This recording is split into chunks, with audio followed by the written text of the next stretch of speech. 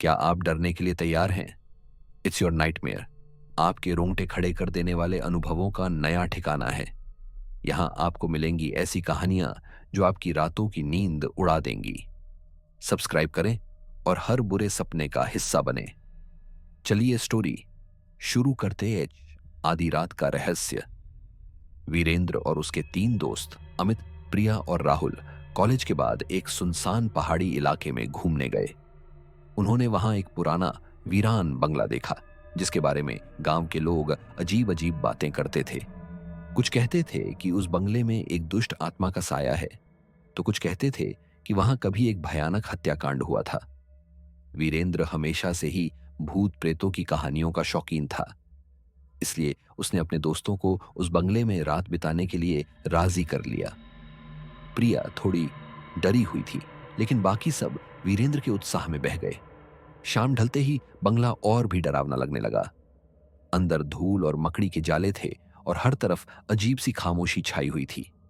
उन्होंने एक कमरे में आग जलाई और रात बिताने की तैयारी करने लगे। आधी रात के करीब अचानक कमरे की बत्ती टिमटिमाने लगी और फिर बुझ गई। बाहर तेज हवा चलने लगी और खिड़कियां जोर जोर से खड़खड़ाने लगी। सब डर गए, लेकिन वीरेंद्र ने कहा, यह सिर्फ हवा है, डरो मत। तभी उन्हें दूसरे कमरे से किसी के कराहने की आवाज सुनाई दी। अमित और राहुल डर के मारे एक दूसरे से चिपक गए, जबकि प्रिया ने अपनी आंखें बंद कर ली। वीरेंद्र ने हिम्मत दिखाई और टॉर्च लेकर उस कमरे की तरफ बढ़ा। कमरे में अंधेरा था, लेकिन टॉर्च की रोशनी में उन्हें एक पुरानी तस्वीर दिखाई दी। तस्वीर में एक औरत बैठी हुई थी जिसकी आंखें बहुत उदास लग रही थीं। जैसे ही वीरेंद्र ने तस्वीर को छुआ, कमरे में एक ठंडी हवा का झोंका आया और उन्हें ऐसा लगा जैसे किसी ने उनके कान में फुसफुसाया हो, तुम यहां क्या कर रहे हो? वीरेंद्र डर के मारे पीछे हट गया और उसने अपने दोस्तों को सब कुछ बताया। सब बहुत डर गए थे और तुरंत वहां से भाग जाना चाहते थे। जैसे ही वे दरवाजे की तरफ बढ़े, दरवाजा अपने आप बंद हो गया। उन्होंने दरवाजा खोलने की बहुत कोशिश की, लेकिन वह नहीं खुला। तभी उन्हें छत से किसी के चलने की आवाज सुनाई दी। आवाज धीरे धीरे नीचे आ रही थी। सब डर के मारे कांपने लगे।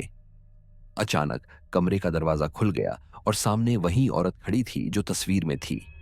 उसकी आंखें लाल थीं और उसका चेहरा गुस्से से भरा हुआ था। उसने एक भयानक चीख मारी और वीरेंद्र और उसके दोस्त डर के मारे बेहोश हो गए। जब वे सुबह उठे तो वे बंगले के बाहर घास पर पड़े हुए थे। बंगला वैसा ही वीरान और शांत था जैसा पहले था।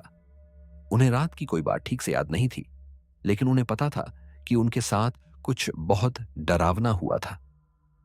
उस दिन के बाद वीरेंद्र और उसके दोस्तों ने कभी भी भूत प्रेतों की कहानियों को मजाक में नहीं लिया और उस बंगले के पास कभी नहीं गए।